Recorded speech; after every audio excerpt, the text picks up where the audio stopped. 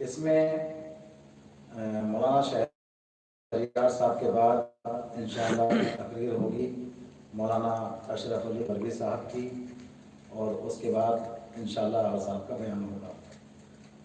اکثر طلاب و علماء آغا سے واقف ہیں اور آغا بھی اکثر سے واقف ہیں، اور یہ ہماری خوش نصیبی ہے کہ آغا ہم لوگ کے درمیان ہیں۔ اور آغا یاسر عباس صاحب کا ایک کمال یہی ہے کہ انہوں نے طلاب کا، علماء کا دل جیت رکھا ہے۔ اس کی وجہ یہ ہے کہ جو جس وقت یہاں تک کہ 24 گھنٹے میں آغا کو آواز دیتا ہے، آغا سے اتصال کرتا ہے فون، آغا اس کی آواز پر لبیک کہتے ہیں۔ اور اسی طرح سے ہم مستقل طور سے دعا کریں گے اور دعا کرتے رہتے ہیں آغا یاسر عباس صاحب کے لیے۔ اللہ سبحانہ و تعالی بحق محمد و آل محمد ان کو طولانی عمر عطا فرمائے اور زیادہ سے زیادہ خدمت قوم، خدمت دین و اسلام کرنے کی توفیق عطا فرمائے۔ لہٰذا ہمارے لیے فریضہ یہ ہے کہ اس موقع پر ایک مرتبہ سورہ الحمد اور 3 مرتبہ سورہ توحید کی تلاوت فرما کر احصال ثواب کریں گے۔ مرزا محمد اطہر صاحب اور مولانا قلب صادق صاحب اور جو علماء دین دنیا سے رخصت ہو گئے، اس لیے میں بڑے ہی ادب و احترام سے گزارش کروں گا رسول اللہ بورڈ کے ترجمان عالی جناب مولانا یاسر صاحب سے، آپ حضرات سے گزارش ہے ان کا استقبال نعرہ صلوات۔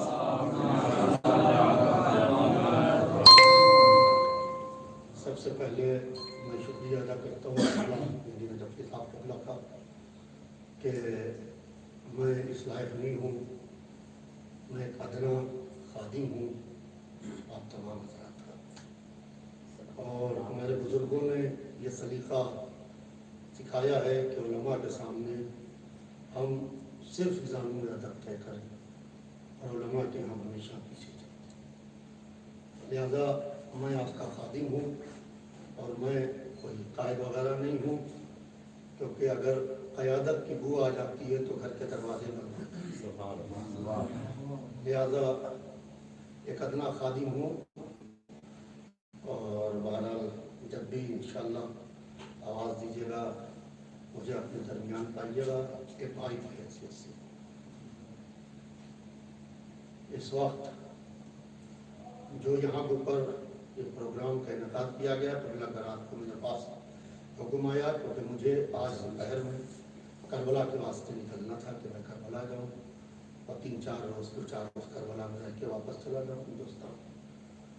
تو آپ نے حکم دیا کہ یہاں کے اوپر آ کے خطاب کر دو ایک پروگرام کو، تو میں نے جب موضوع دیکھا کہ یہ اس موضوع کے اوپر ہے تو تھوڑی دیر ہم آپ کے سامنے عزیزان محترم، کیونکہ آپ کے سامنے گفتگو کرنا بالکل اس طریقے سے ہے جیسے آفتاب کو کوئی چراغ دکھائے، کیونکہ آپ باب مدینۃ العلم کے دروازے پر بیٹھے ہوئے ہیں اور میں ایک ادنا طالب علم بھی اپنے کو نہیں سمجھتا ہوں، یہ میں پہلے آپ کے سامنے عرض کر دیتا ہوں۔ بہرحال تھوڑی دیر عزیزان محترم کہ بسم اللہ الرحمن الرحیم، قال سبحانہ تبارک و تعالی فی کتاب مجید وفرقان حمید وقول الحق، بسم اللہ الرحمن الرحیم، ان الدین عند اللہ الاسلام۔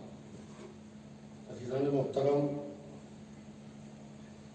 قرآن پاک میں ارشاد رب العزت ہو رہا ہے کہ یقیناً دین اللہ کے نزدیک اسلام، اور نہ کبھی اسلام خطرے میں رہ سکتا ہے، نہ کبھی قرآن خطرے میں رہ سکتا ہے، نہ کبھی نبوت خطرے میں رہ سکتی ہے، اس لیے کہ اس کی حفاظت کہیں اور سے ہو رہی ہے۔ میں آغاز بیان میں خالی یہ عرض کرتا چلوں کہ اس طریقے کے لوگ پیدا ہوتے رہتے ہیں جو کبھی انکار قرآن کرتے ہیں، کبھی شان نبوت پہ انگلی اٹھاتے ہیں تو شان نبوت کے خلاف گفتگو کرتے ہیں۔ اصل میں یہ الٹا چل رہا ہے، یہ جو وسیم رشدی ہے یہ الٹا چل رہا ہے۔ یزید یوں چلا تھا کہ پہلے اس نے امام کو شہید کیا، پھر مدینہ کو تاراج کیا، پھر خانہ کعبہ پر حملہ کیا۔ اس نے پہلے قرآن کی توہین کی، پھر نبوت کی توہین کی، اب امامت کا دائرہ۔ لہذا ضرورت اس بات کی ہے کہ ہم سب کھل کے اس کے خلاف مقابلہ کریں، اس لیے کہ جہاں کے اوپر ہم رہتے ہیں وہاں کے اوپر یہ میسج جاتا ہے کہ قرآن کے خلاف ہے شیعہ نبوت کو نہیں مانتے۔ دیکھیں بالکل صاف و واضح بات، کیونکہ میں گاؤں گاؤں بستی بستی جاتا ہوں، لہذا یہ چیز سامنے آتی ہے، بالکل سامنے کی چیز ہے کہ صاحب نہ قرآن کو مانتے ہیں نہ یہ رسول کو مانتے ہیں، اور وہ اپنے کو شیعہ کہہ رہا ہے کھلا ہوا، اور وہ توہین قرآن بھی کر رہا ہے اور توہین محمد بھی کر رہا ہے۔ لہذا میں قبلہ نے مجھے حکم دیا ہے کہ تھوڑا سا وقت زیادہ لے لیجیے گا۔ میں آپ سب آپ کے سامنے ہیں، ساری کتابیں آپ کی پڑھی ہوئی ہیں، سارے واقعات آپ کے سنے ہوئے ہیں۔ رسول اسلام ایک دن گھر لوٹ کے نہیں آتے، گھر نہیں آتے ہیں لوٹ کے۔ جناب ابو طالب پریشان ہوتے ہیں کہ میرا بھتیجا محمد آج لوٹ کے گھر نہیں آیا۔ وہ ساری رات جاگ کے کاٹتے ہیں، کبھی صحن میں آتے ہیں، کبھی اجرے میں آتے ہیں، پھر کبھی صحن میں آتے ہیں، پھر اجرے میں آتے ہیں، آسمان کے تاروں کو دیکھتے ہیں، وقت کا اندازہ لگاتے ہیں۔ رات کی تاریکی آہستہ آہستہ سفیدی سحر میں تبدیل ہوتی ہے۔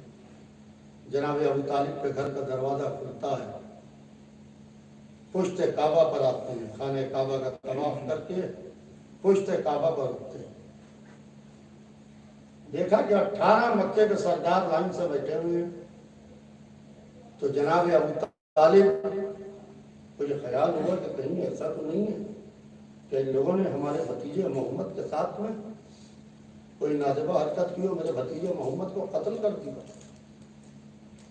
دیکھتے رہے ان سرداروں کو، اور اس کے بعد واپس گھر آتے ہیں، اسلحہ خانہ کھولتے ہیں، 18 خنجر نکالتے ہیں۔ یہ اسلام آنے سے پہلے کی بات ہے، محمد کا سن کم ہے، جناب ابو طالب رسول اللہ کی حفاظت کر رہے ہیں۔ 18 خنجر نکالتے ہیں، اپنے غلاموں کو آواز دیتے ہیں، 18 غلام سلیکٹ کرتے ہیں، ان کو یہ حکم دیتے ہیں کہ پشت کعبہ پر مکے کے سردار بیٹھے ہوئے ہیں، تم یہ خنجر اپنے لباس میں چھپا لو اور جا کے ایک کی عزت پر ایک بیٹھ جائے۔ مجھے یہ شک ہے کہ کہیں ان لوگوں نے میرے بھتیجے محمد کو تو قتل نہیں کر دیا ہے، لہذا میں جا رہا ہوں محمد کو تلاش کرنے، اور میں جا رہا ہوں محمد کو ڈھونڈنے۔ وہ کہتے ہیں کہ اگر میں تنہا آؤں تو تم یہ خنجر ان کے شکم میں اتار دینا اور ان کو قتل کر دینا۔ پہچانیے کہ کس طریقے سے ابو طالب حفاظت کر رہے ہیں رسول اسلام۔ کہتے ہیں کہ یہ خنجر ان کے شکم میں اتار دینا اور ان کو قتل کر دینا، اور اگر ہم اپنے بھتیجے محمد کے ساتھ آئیں تو تم میرے حکم کا انتظار کرنا، جیسے بیٹھو ویسے بیٹھے۔ جناب ابو طالب جاتے ہیں، حضور سرور کائنات سے ملاقات ہوتی ہے، جہاں گئے وہاں محمد مل گئے۔ اب محمد کو لیے ہوئے حرم میں آتے ہیں، 18 مکے کے سردار بیٹھے ہوئے ہیں۔ جناب ابو طالب یہ بھی کر سکتے تھے کہ دکھاتے اور دکھا کے واپس چلے جاتے، کچھ نہ بولتے۔ وہ وہاں ان کے سامنے رکے جو 18 سردار بیٹھے تھے، اور دوسری جانب جناب ابو طالب کے غلام بیٹھے تھے۔ رسول اسلام کا بازو پکڑا، کہا میرے غلاموں اٹھو۔ ایک ایک کر کے ہر سردار کے پہلو سے غلام اٹھنے لگا، کہا وہ شے ان کو دکھا دو جو میں نے تمہارے پاس رکھوائی ہے۔ انہوں نے چمکتا ہوا خنجر نکالا، ہر سردار کی آنکھ کے سامنے خنجر چمکنے لگا۔ یہ خنجر نہیں چمک رہا تھا بلکہ ان کی موت چمک رہی تھی۔ کس طریقے سے محمد کی جان کی حفاظت کی ہے کہ ان کی موت چمک رہی تھی، تو اس میں ایک نے طاقت جمع کر کے کہا کہ ابو طالب کیا تم نے ہمارے قتل کا بندوبست کیا تھا؟ تو جناب ابو طالب نے یہ نہیں کہا کہ نہیں، بلکہ ایک قتل میں نام آ جاتا ہے تو انسان جان بچائے گھما کرتا ہے۔ 18 مکے کے سرداروں کو اپنے خنجر کی دھار پر رکھ لیا محمد کی جان کی حفاظت کے واسطے۔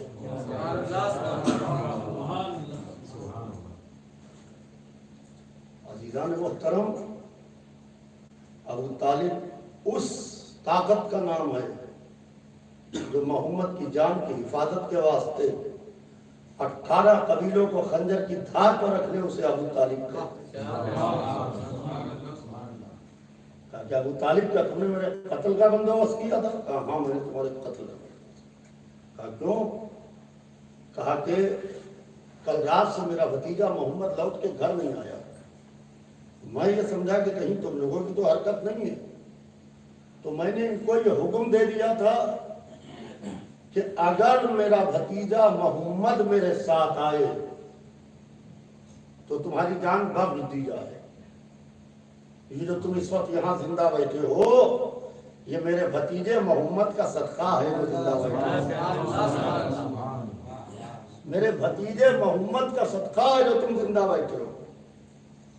اور سنو، جناب ابو طالب نے اپنی آواز بلند کی، کہا کہ آج تو ہم تمہیں اس لیے چھوڑ رہے ہیں کیونکہ میرا بھتیجا محمد مجھے مل گیا۔ کل اگر کسی نے میرے بھتیجے محمد کی طرف نگاہ اٹھا کے دیکھا تو وہ پہلے اپنے کو مردوں میں لکھ لے، پہلے اپنے کو مردوں میں لکھ لے، پھر محمد کی طرف دیکھے۔ یعنی جناب ابو طالب نے توہین رسالت و قتل محمد کے لیے یہ پہلے ہی طے کر دیا، جو محمد کا مخالف ہو یا منکر ہو وہ مردوں میں ہوتا ہے، زندوں میں نہیں ہوتا۔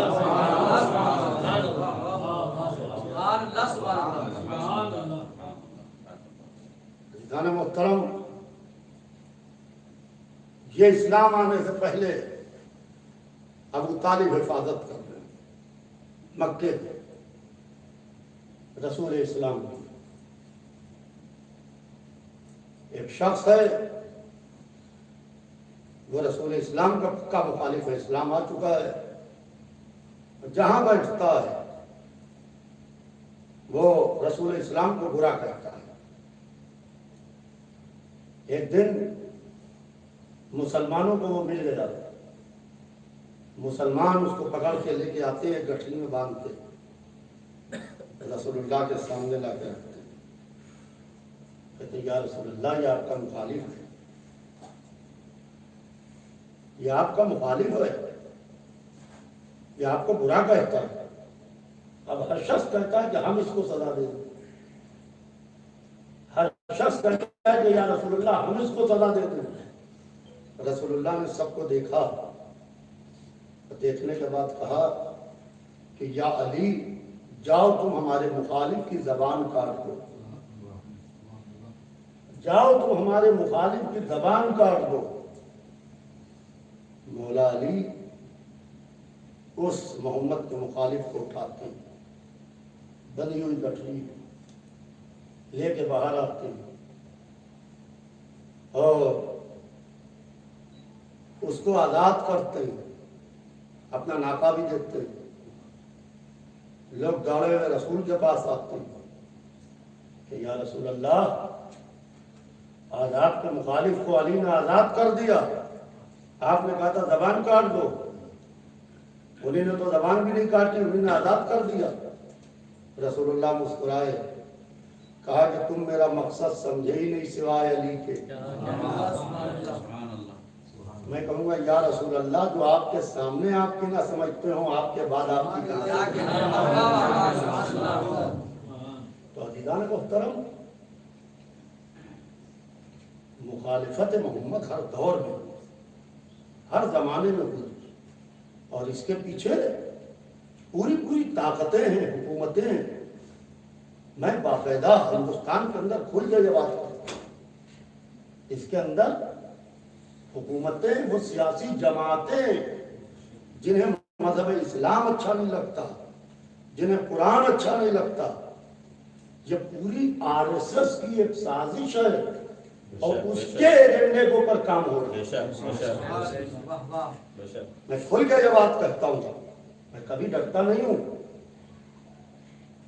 اس لیے کہ زندگی اور موت اللہ کے حوالے ہے. سبحان اللہ سبحان اللہ. اس لیے کہ ہم ان لوگوں سے ڈر جائیں جن کی حکومت کرائے کی ہے. حکومت کی عمر 3 برس 5 برس 10 برس ہے اس سے زیادہ حکومت کی عمر نہیں ہوتی. اقتدار بدلتے رہتے ہیں حکومتیں آتی جاتی رہتی ہیں. یہ پوری ایک سازش کے تحت شیعت کو بدنام کیا گیا کیونکہ RSS کے ایجنڈے میں یہ ہے کہ یہ شیعہ پڑھی لکھی قوم ہے. ان کے یہاں عالم ہوتے ہیں ان کے یہاں علماء ہوتے ہیں ان کے یہاں نوابین ہیں انہیں نے شہروں کو آباد کیا انہیں نے امام باڑوں کو بنایا انہیں نے غریب پروری کی انہیں نے یتیم خانے بنائے انہیں نے اسکول اور کالجز بنائے. کہیں بھی ایک چلا جاتا ہے اچھا آپ شیعہ ہیں پڑھے لکھے ہیں آئیے بیٹھیے. ہر دفتر میں آج بھی اس طرح زیادہ ان کو یہ اچھا نہیں لگتا لہذا وہ ہماری کمیونٹی کے اوپر ڈنٹٹ کر رہے ہیں. جیسے عالی شان گاڑی کھڑی ہو اور اس کو اس طریقے سے اس کو فائرنگ کی جائے اور اس طریقے سے اس کو پتھر بازی کی جائے کہ اس کے شیشے بھی ٹوٹ جائیں اس کے ٹائر بھی خراب ہو جائیں. یہ بالکل اس طریقے سے کیا جا رہا ہے.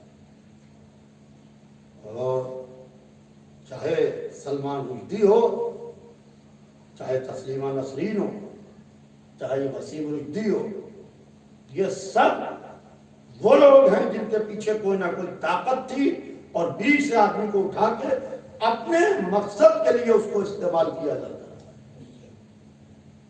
کل ہم نے لکھنؤ میں باقاعدہ عالمیہ شیعہ فضلہ بورڈ کا UP پریس کلب میں ایک پریس کانفرنس کا بھی انعقاد کیا جس کے اندر صدر محترم عالمیہ شیعہ فضلہ بورڈ اور حضرات علماء اس پریس کانفرنس کو خطاب کریں گے اس لیے کہ توہین رسالت ہو کہ توہین قرآن پاک کو جب 26 آیتیں نکالنے کی بات ہوئی اسی وقت ہم لوگوں نے کھل کے مخالفت کی. اور عالم یہ ہے کہ 26 آیتیں نکالنے کے بعد میں بھی اس کو 21 ووٹ ملے. قابل افسوس ہے یہ بات. میں بڑی ذمہ داری سے ندف اشرف میں یہ بات کہہ رہا ہوں کہ 21 ووٹ اس کو ملے. بائیکاٹ کرنا چاہیے تھا نہیں جانا چاہیے تھا ووٹ دینے کے واسطے اور صرف ذرا سے فائدے کے لیے جیسے ملک کے رائے کی تمنا تھی. ملک کے رائے کی تمنا تھی. امام حسین نے کہا تھا ملک کے رائے کی تمنا تو دور کی بات رائے کی ایک رائے کا دانہ نہ ملے گا تمہیں. جس نے اس کو ووٹ دیا ہے مرتد کو واجب القتل کو انشاءاللہ یہ سب اپنے اوقاف سے ہاتھ دھوئیں. ہم بھی دیکھیں گے آپ بھی دیکھیں گے. ہم لوگ باقاعدہ اس کا مقابلہ کریں اس لیے کہ کوئی نہ کوئی شگوفہ کہیں نہ کہیں سے اٹھتا رہتا ہے. اور بڑے افسوس کی بات یہ ہے کہ جس طریقے سے شہر اعظم میں کس کے مخالفت ہونا چاہیے ہے ایسے مخالفت نہیں ہو رہی ہے. اس کا مجھے بہت افسوس ہے. ہر طرف سے آواز بلند ہونا چاہیے تھی. مخالفت اسی وقت سے انتظار نہیں کرنا چاہیے کہ فلاں دن ہم مخالفت کریں گے. توہین کوئی آج کرے جواب آپ 4 دن کے بعد دیجیے گا. لہذا قابل قدر ہیں آپ حضرات. پردیس میں رہتے ہوئے آپ حضرات کو جس جرات سے جس ہمت سے حضرات علماء کرام نے اور تمام حضرات نے جس طریقے سے یہاں کے اوپر تشریف لا کے اور احتجاج کیا، اس لیے کہ جو ہے وہ قرآن کے خلاف بول کے چلا جائے، رسول اسلام کے خلاف بول کے چلا جائے، جس لینگویج کا استعمال کیا، خدا کی قسم وہ لینگویج سن نہیں سکتے ہیں، سن نہیں سکتے لوگ بار بار واٹس اپ کر رہے ہیں، ڈیلیٹ کر رہا ہوں میں، تو میں کاہے کے واسطے سنوں؟ اس لیے کہ میں بھی سن کے گناہ گار ہوں گا، اس لیے کہ جو سنے اس سب پر قتل واجب ہے اگر مسلمان ہے۔ لہذا میں آپ تمام حضرات سے یہ گزارش کروں گا کہ جیسے بھی ہو باقاعدہ اس کے خلاف ایک مضمون لکھی، کیونکہ نجف سے جب لکھا ہوا جائے گا اس کو سوشل میڈیا پر وائرل کیجیے، تاکہ جب نجف سے یا قم سے کوئی مضمون یا کوئی بات کہی جاتی ہے تو وہ بہت دور تک سنی جاتی ہے۔ اور جیسے کہ ابھی مروی صاحب قبلہ نے فرمایا کہ باقاعدہ فتاوے موجود ہیں، یہ کیا ہے کہ صاحب ابھی تک فتویٰ نہیں آیا اس لیے ہم انتظار کر رہے ہیں؟ یہ کیا ہوتا ہے کہ ابھی فتویٰ نہیں آیا اس لیے ہم انتظار کر رہے ہیں؟ تب اپنے معاملوں میں فتوے کا انتظار نہیں ہوتا کہ صاحب فتویٰ آ جائے تب اس زمین پر جائیے گا جہاں تمہارے بھائی کی زمین ہے، نہیں، یہاں پر مسئلہ قرآن کا ہے، مسئلہ رسول اسلام کا۔ جس وقت توہین کی گئی قرآن پاک کی جمل میں، تمام حضرات اچھی طریقے سے واقعی میں سب جانتے ہیں، میں پہلے ہی عرض کر چکا ہوں کہ آپ کے سامنے گفتگو کرنا آفتاب کو چراغ دکھانے کے معنی ہے کہ جب مولا کائنات کے لشکر والے مولا علی کے پاس آتے ہیں، یا علی گھر سے حملہ ہو، یا علی گھر تلوار چل گئی، یا علی یہ مار دیا گیا، رکو ٹھہرو، رکو ٹھہرو، روک رہے، اپنے لشکر کو جمع کیا، کہا کہ کون ہے جو میری طرف سے اس لشکر میں ام المومنین کے لشکر کی طرف جائے اور جا کے کہے کہ علی تم سب کو قرآن کی طرف دعوت دے رہے ہیں، آپس میں ایک دوسرے کا خون نہ بہے، مسلمان کا خون نہ بہے کہ مسلمانوں کے ہاتھوں مسلمان مار جائے۔ کل کو لوگ کہیں گے پہلے کلمہ پڑھوا کے مسلمان بناتے ہیں، بعد میں پھر خود ہی تلوار چلا کے قتل کرتے ہیں۔ ایک نوجوان پیچھے سے کہتا ہے کہ یا امیر المومنین میں جاؤں گا، مولا کائنات کہتے ہیں نوجوان ہے تو جوان ہے، سن لے، ہو سکتا ہے مار بھی دیا جائے، کہا یا علی آپ کا پیغام لے کے جاؤں گا، مجھے اپنی جان کی پرواہ نہیں، آتا ہے گھوڑے کو لیے ہوئے مولا کائنات کے سامنے، مولا کائنات اپنے خیمے میں تشریف لے جاتے ہیں، قرآن پاک کو نکالتے ہیں اپنے خیمے سے، اس جوان کے ہاتھوں میں رکھتے ہیں، قرآن پاک کو کھول کے، بند کر کے نہیں، کھول کے قرآن کو رکھتے ہیں، دونوں لشکروں کے بیچ میں آتا ہے، کہتا ہے امیر المومنین علی ابن ابی طالب تم کو قرآن کی طرف دعوت دے رہے ہیں، میرے نام پر قرآن کے نام پر جمع ہو جاؤ، تلوار نہ چلاؤ، آپس میں تیروں کی بارش ہوئی، قرآن پارا پارا ہوا، قرآن کے اوراق ہوا میں اڑ رہے تھے، اشارہ ہوا، تلوار والے آگے بڑھے، اس نوجوان کے جسم کے ٹکڑے ٹکڑے کیے، علی کے لشکر والے دوڑے،